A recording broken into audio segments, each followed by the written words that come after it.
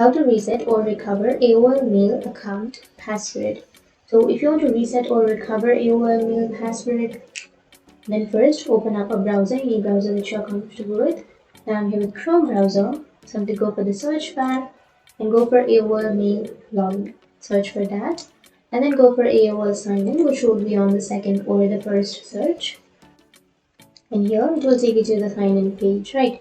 So here you need to enter your username, your email address, or your mobile number. So I'll be choosing email and then click on next. And if you want to reset or recover your AOL mail password, then you can go for forgotten password.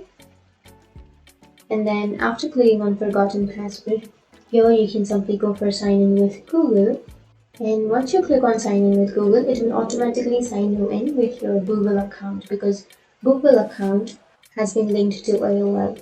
So that's how you recover your AOL mail password. And if you have any questions, feel free to comment below. Thanks for watching.